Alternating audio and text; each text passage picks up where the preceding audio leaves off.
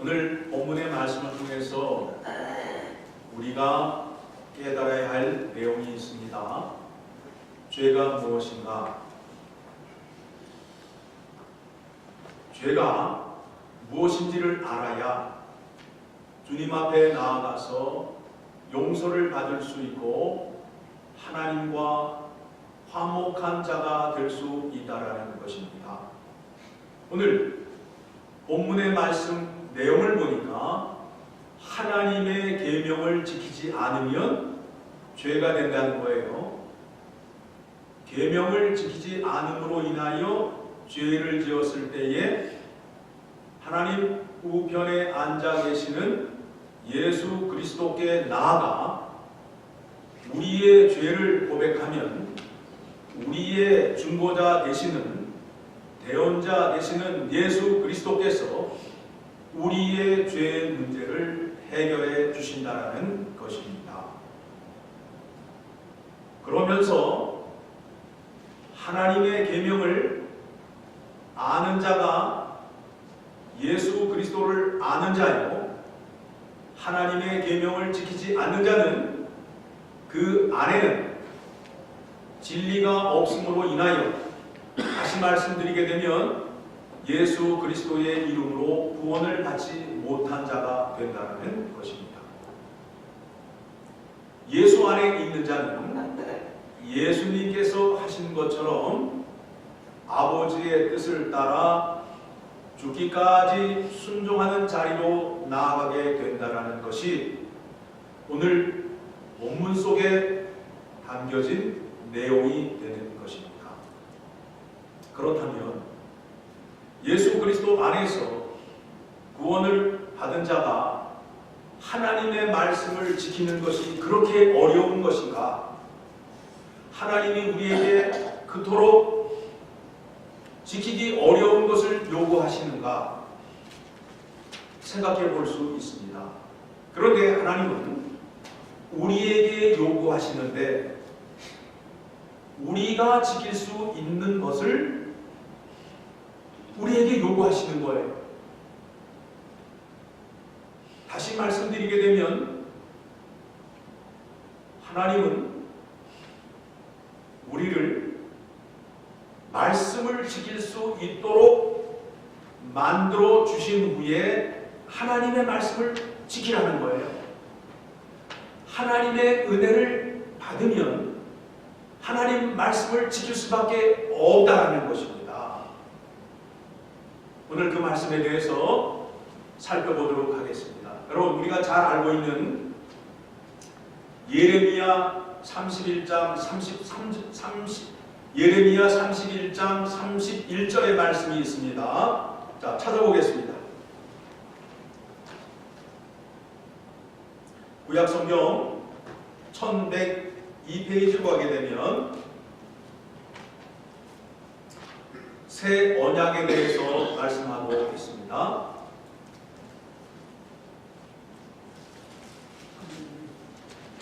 예레미야 31장 31절 제가 읽습니다. 천천히 제가 읽습니다. 한 절씩 교독합니다.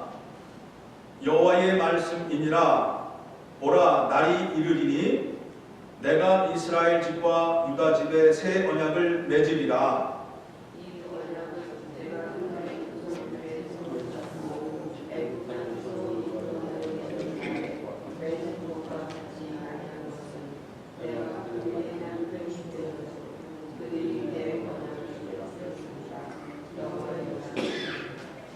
하나님께서 이스라엘 백성들과 언약을 맺었는데 그 언약을 이렇게 말씀하고 있습니다. 결혼 언약이라고 말해요. 하나님과 이스라엘 백성이 결혼을 했어요. 결혼을 했는데 결혼을 하게 되면은 혼인 서약을 하잖아요. 혼인 서약이 결국에는 약속이 되는 거예요. 혼인 서약의 약속의 말씀, 하나님의 율법을 그들에게 주었는데 신부인 이스라엘이 그 언약의 내용을 지켰습니까? 지키지 않았습니까? 지키지 않고 이방신을 섬기는 자리로 나아가게 됐어요. 그래서 성경에는 가늠한 여인이라고 표현을 하고 있어요. 남편을 두고 다른 남자를 만나러 갔단 말입니다. 그러니까 하나님께서 신부인 이스라엘을 돌보지 않게 되었어요. 그러면 하나님께서 버림을 받은 이스라엘을 그대로 내버려 두는 것이 아니라 그들을 다시 고쳐서 다시 혼인 관계로 돌아오게 하겠다라는 것이 하나님의 뜻인 거예요. 그래서 그것을 이루기 위해서 하나님께서 무슨 약속을 주신다고요? 새 약속을 주시는 거예요. 새 약속. 이스라엘 백성과 맺은 언약은 옛 언약이라고 그래요. 옛 약속이라고 그래요. 그런데 그 약속을 언약을 맺은 이스라엘 백성들이 지키지 못하였어요. 그러니까 이제는 하나님께서 그 백성들과 이방인들을 택하여 하나님의 말씀을 지킬 수밖에 없도록 만드시겠다라는 것입니다. 자, 이제 또 봅니다. 33절. 그러나 그날 후에 내가 이스라엘 집과 맺을 언약을 이루하니 곧 내가 나의 법을 그들의 속에 두며 그들의 마음에 기록하여 나는 그들의 하나님이 되고 그들은 내 백성이 될 것이라. 여호와의 말씀이니라.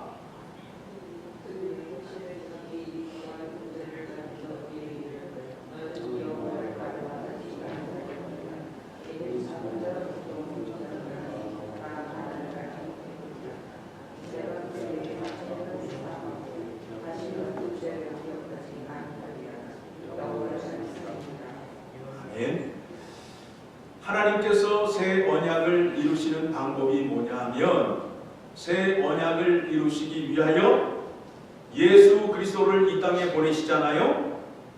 예수 그리스도가 이 땅에 오셔서 하나님의 언약을 어김으로 인하여 죄를 졌습니까? 안 졌습니까? 졌어요. 그 죄를 누가 대신 짊어지시는 거예요? 예수님이 그 죄를 짊어지심으로 인하여 십자가에 죽으심으로 인하여 그 언약을 지키지 않았던 백성들이 죄 사함을 받게 됩니다. 그렇죠? 그럼 죄의 용서가 끝났습니까? 안 끝났습니까? 끝났어요. 그렇죠? 그들이 지었던 죄를 하나님이 용서해줘요. 누구를 보내서?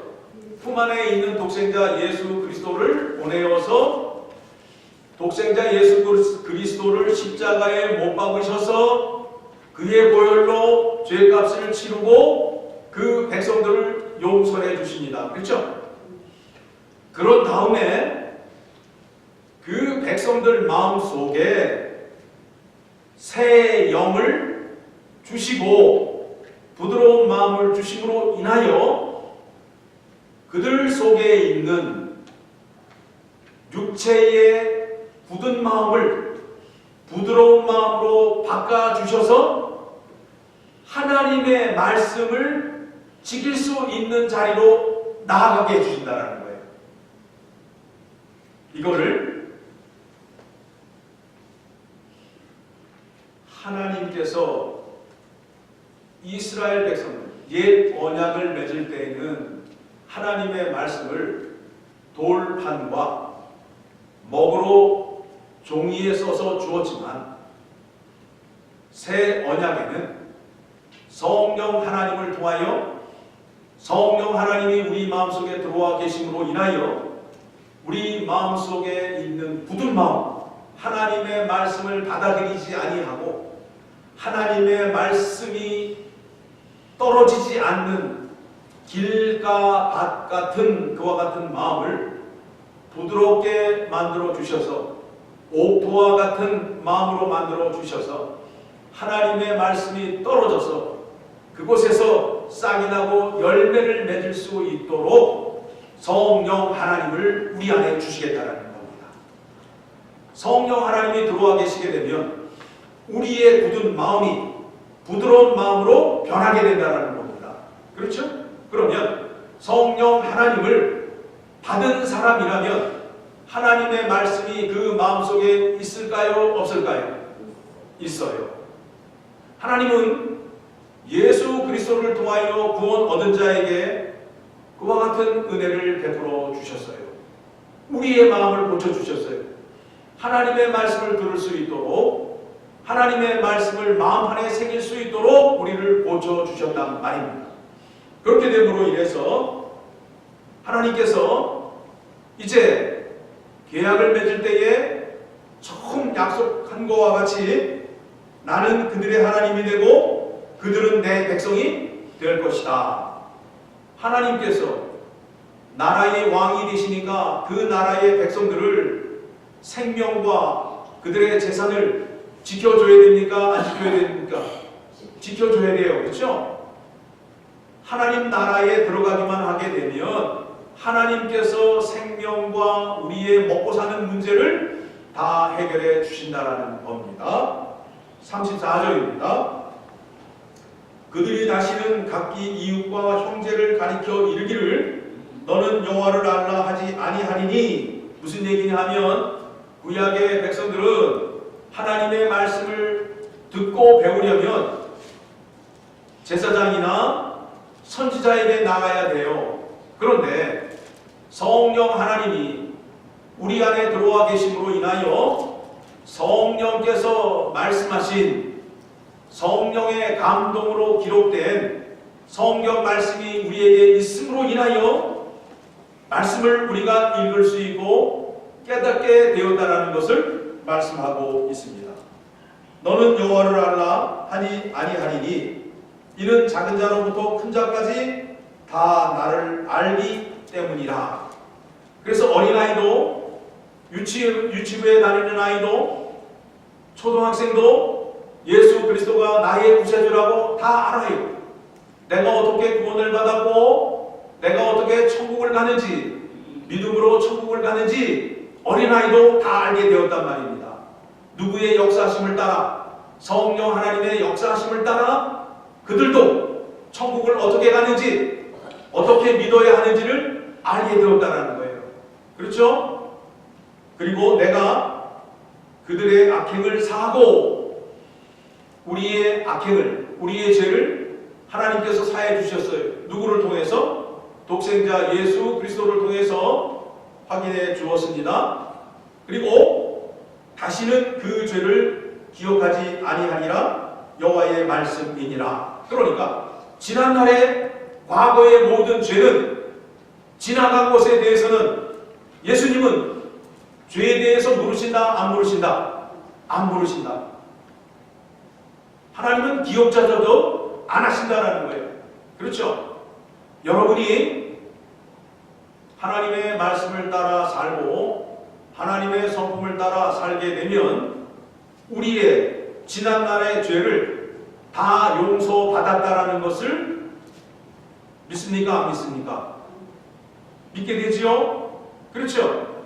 그렇게 믿은 자가 되게 되면 이제 여러분도 어떤 사람이 되느냐 하면 과거에 지은 죄, 과거에 나에게 잘못한 것, 과거에 섭섭한 것 기억하셔야 됩니까? 기억하지 말아야 됩니까?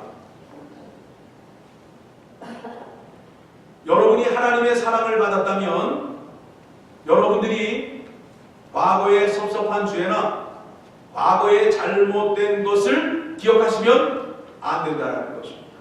왜 그래요? 내가 받은 사랑이 그런 사랑이기 때문에 나의 죄, 과거의 나의 어떤 죄라도 하나님이 용서해주고 누구를 통해서? 예수 그리스도를 통해서 용서해주고 그 죄를 다시는 기억조차도 하지 않으신다라는 거예요. 그러면 그와 같은 사랑을 받으셨다면 여러분도 그와 같은 사랑으로 이웃을 대하셔야 돼요. 그렇죠? 그러면 여러분에게 섭섭하게 했던 일, 과거의 아픈 추억, 이런 것들을 마음속에 담아두는 것이 아니라 하나님의 사랑을 기억하면서 그거를 밖에다가 쓰레기통에 내버려야 돼요. 그래야 새 사람이 되는 거예요. 그래야 하나님의 사람이 되는 거예요. 하나님의 사랑은 달라고 해서 다 받아놓고 다른 사람 용서하는 문제는 하나도 용서를 안 하고 그러면 그거는 하나님의 사랑을 받은 사람이 아닌 거예요. 아닌 거예요.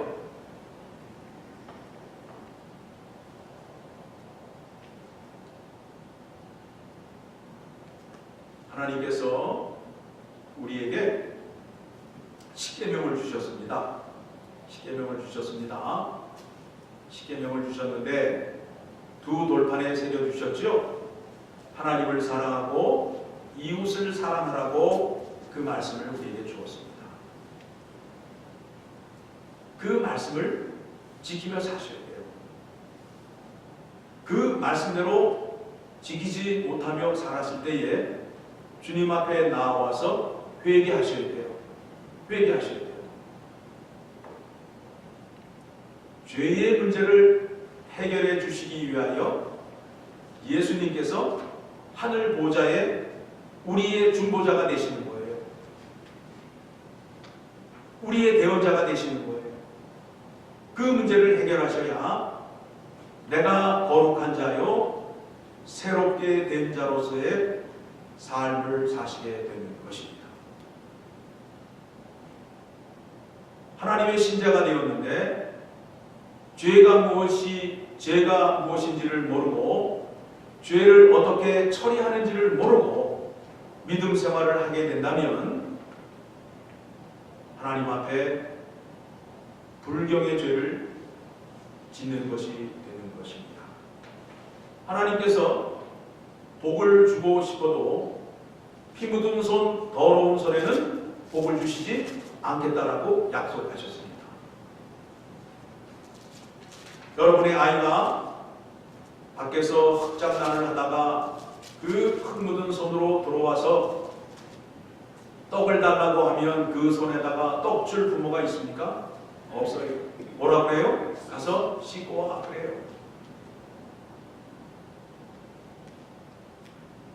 예수님께서 우리의 심령에 복을 주시기를 원합니다. 예수님은 우리에게 복을 못 주셔서 안달이 나신 분이에요. 어떻게 증명하냐고요? 우리에게 복 주시기 위하여 십자가에 죽으실 때 기쁨으로 죽으셨다라고 말씀하고 있어요. 우리 잘 되라고 우리에게 복 주려고 십자가를 기쁨으로 지셨다라고 성경이 증언하고 있습니다. 우리에게 복 주시기를 원하시는 주님께서 우리에게 복을 안 주는 이유는 우리가 죄 문제를 처리하지 못하기 때문에 복을 받지 못하는 거예요.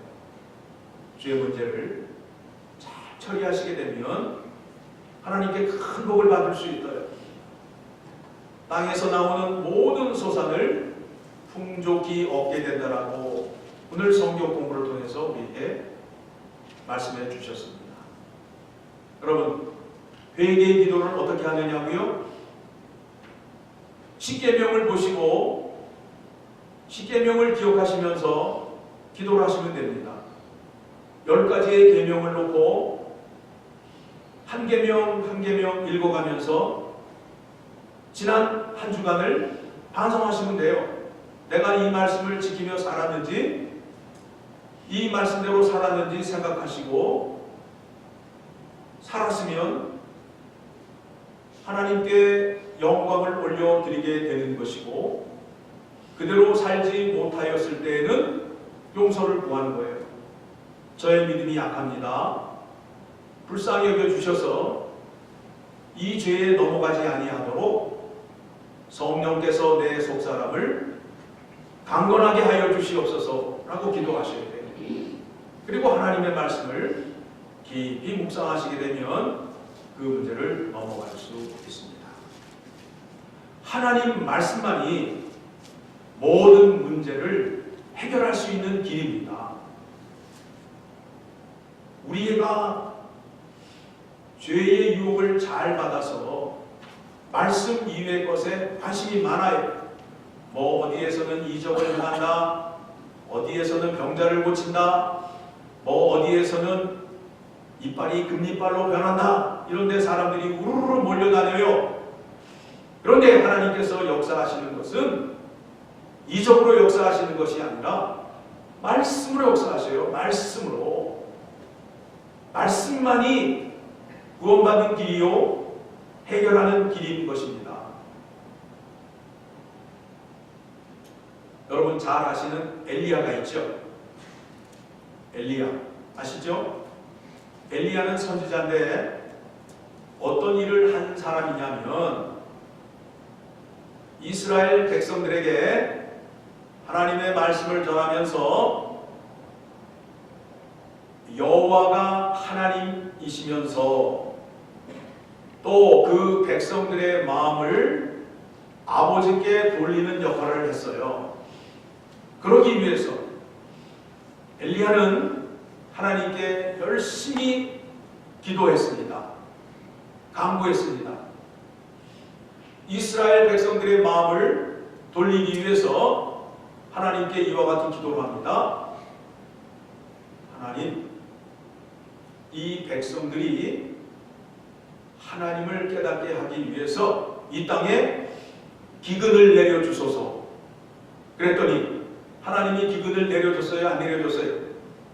내렸어요. 3년 동안 기근을 내렸어요. 그렇죠? 기근을 내렸더니 이스라엘 백성들이 하나님 앞에 나와 회개합니까? 안 합니까? 안 해요. 그렇죠? 네. 기근이 들고 이적을 통해서 사람들이 회개할 것 같으면 하나님은 벌써 많은 기적을 통해서 사람들을 고쳤을 거예요. 이스라엘 백성들이 광야에서 만나와 메추라기를 먹으면서 하나님께 순종을 합니까? 불순종을 합니까? 불순종을 해요. 하늘에서 만나가 떨어지고 메추라기가 내려오는데도 그거를 먹으면서도 불순종하는 것이 사람이에요. 이스라엘 백성들이 나라의 신을 바알신으로 바꾸었어요. 하나님께서 그와 같은 기적을 베풀었는데도 그들은 바알신 상 앞에서 하나님 앞으로 돌아오기를 거부했어요. 엘리야가 하나님께 또 기도를 합니다. 바알 선지자들과 갈멜산에서 850대 1로 싸움을 하지요. 제단에 송아지를 잡아서 어느 제단에서 불이 나와서 그 제단을 사려는지 대결을 하자고 합니다. 그랬더니 하나님께서 엘리야의 제단에 불을 내려서 하나님이 살아계심을 증거하였는데 850명의 거짓 선지자가 하나님 앞에 무릎을 꿇었습니까? 안 꿇었어요. 안 꿇었어요. 그 장면을 본 아합과 이세벨이 더 펄펄 얄쪄서 누구를 죽이려 해요? 엘리야를 죽이려 한다고요. 그러니까 엘리야가 깜짝 놀라서 도망을 가는 거예요. 도망을 40주야로 갔어요. 노뎀나무 밑에 앉아서 하나님 죽여주세요. 내가 하나님의 일을 이렇게 열심히 했는데 저 백성들이 하나님을 경외하기는커녕 나를 오히려 죽이고 있고 하나님의 선지자를 죽이고 있습니다. 하나님께서 그에게 먹을 것을 주시고 다시 어디로 불러요? 호렙산으로 불러요. 그 호렙산은 어디냐 하면 하나님께서 모세와 언약을 맺었던 그 장소로 엘리야를 부릅니다. 엘리야가 그곳에 섰더니 강한 바람이 불었는데 강한 바람이 얼마나 세느냐 하면 산을 가를 정도로 강했대요.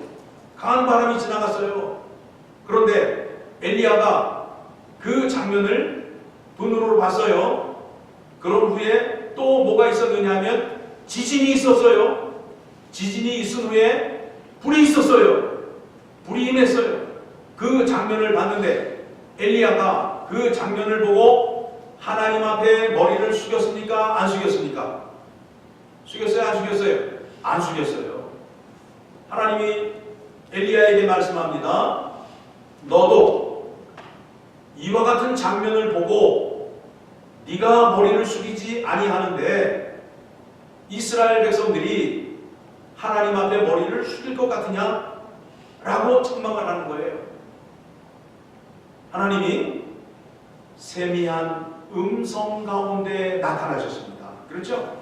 세미한 음성이라는 것은 귀를 기울여서 들어야 들리는 음성이에요. 여러분, 하나님의 말씀을 듣는데 짜투리 시간을 이용해서 하나님의 말씀을 듣고 하나님의 말씀을 대한다는 것, 마음 자체가 온전하지 않은 거예요. 하나님의 말씀은 나의 짜투리 시간, 운전하는 시간, 내가 비어있는 시간을 통해서 듣는 말씀이 아니에요. 내가 신경을 곤두세우고 나의 모든 것을 다 쏟아서 귀를 기울여야 들리는 말씀이에요. 그래서 말씀을 깊이 묵상하라고 말씀하는 거예요. 묵상하라고. 하나님의 말씀을 듣는데 현대 사람들이 바쁘다고 해서 CD 같은 거 만들어가지고 운전하는 중에 신경은 어디에 가 있어요? 운전.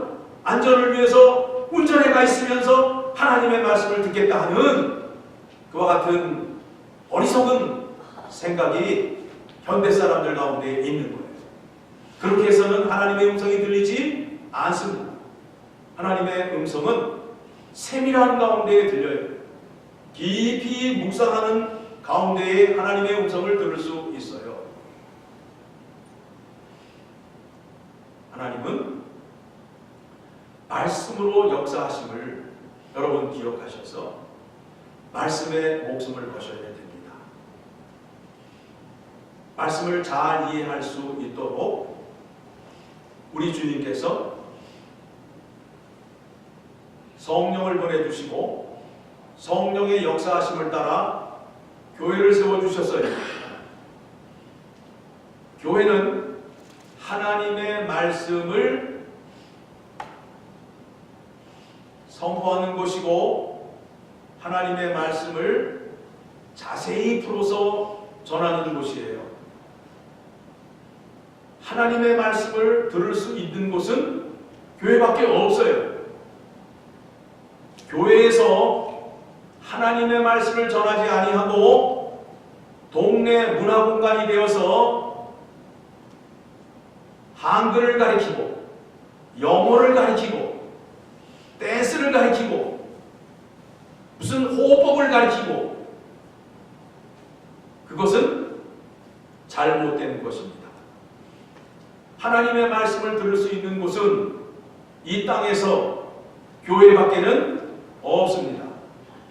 여러분, 한글을 배우시려면 한글 학교 가시면 돼요. 춤을 배우고 싶으면 춤추는 데 가서 배우시면 돼요.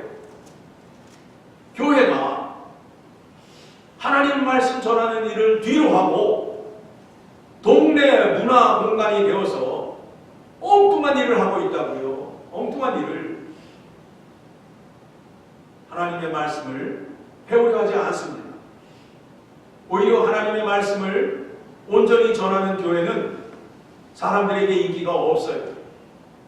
하나님의 말씀을 성경적으로 해석해서 전하는 목사는 인기가 없어요. 왜 그렇습니까? 말씀을 듣는 사람들 마음 가운데에 성령이 계신가를 확인하셔야 돼요. 말씀을 듣는 가운데에 성령께서 역사하시면 성령께서 하신 말씀을 성령께서 인도해 주셔서 여러분 마음밭에 그 말씀이 잘 새기도록 역사하신다라는 겁니다. 그 일을 새 언약을 통해서 이루어 주신 거예요. 예수 그리스도의 보혈로 죄 사함 받은 거 맞습니다. 그런데 우리에게 성령을 주셨어요. 성령을 왜 주셨느냐 하면 에스겔서 36장 26절 27절 말씀에 이렇게 되어 있습니다. 또 새 영을 너희 속에 두고 새 마음을 너희에게 주되 너희 육신에서 굳은 마음을 제거하고 부드러운 마음을 줄 것이며 또 내 영을 너희 속에 두어 너희로 내 율례를 행하게 하리니 너희가 내 규례를 지켜 행할지라. 왜 이렇게 하실까요? 옛 언약을 이스라엘 백성과 맺었는데 그 이스라엘 백성들이 하나님의 율법을 지켰습니까? 안 지켰습니까? 안 지켰어요. 택한 신부가 결혼 언약을 깨므로 인하여 별거 상태에 들어갔단 말이에요. 그래서 다시 그 신부를 데려다가 마음을 고쳐서 언약을 지키게 함으로 인하여 하나님과 관계를 맺어서 하나님이 주시는 언약으로 복을 받으며 살게 하겠다는 하나님의 굳센 의지입니다. 그 의지를 이루시기 위하여 누구를 보내신 거예요? 예수 그리스도를 보내신 거예요. 예수 그리스도를 보내시고 새 언약을 성취하신 것입니다. 제가 드린 말씀 다 성경을 근거해서 말씀드린 겁니다. 그렇죠? 제가 드린 말씀 가운데에 성경의 말씀 가운데 어긋난 것이 있나요?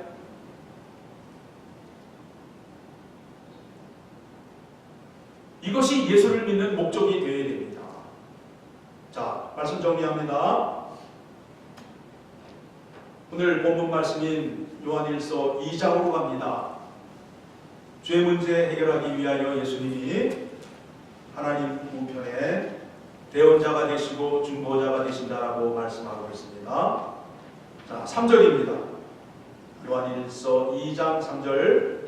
우리가 그의 계명을 지키면 하나님의 계명, 하나님의 율법을 지키면 이로써 우리가 그를 아는 줄로 알 것이요 신랑과 신부가 결혼의 언약을 맺었다고요. 그 언약대로 살아야 돼요. 그 언약을 지켜야 신랑과 신부의 관계가 유지되는 것입니다. 4절. 그를 아노라 하고 그의 계명을 지키지 아니하는 자는 거짓말하는 자요 진리가 그 속에 있지 아니하되, 아까 말씀드렸어요. 예수 그리스도를 통해서 구원을 얻은 자는 하나님의 말씀을 지킬 수밖에 없는 은혜의 구조를 가졌단 말이에요. 그렇죠? 이 안에 누가 계시기 때문에, 내 마음에 누가 계시기 때문에, 성령 하나님이 계시기 때문에 하나님의 말씀을 듣지 아니하고 하나님의 말씀을 먹지 아니하면 살 수 없는 존재로 만드셨단 말이에요. 그런데 오늘날 신자들이 하나님의 말씀을 먹지 않고도 살 수 있다고 해요. 일주일에 한 끼만 먹으면 살 수 있다라고 얘기를 해요. 5절.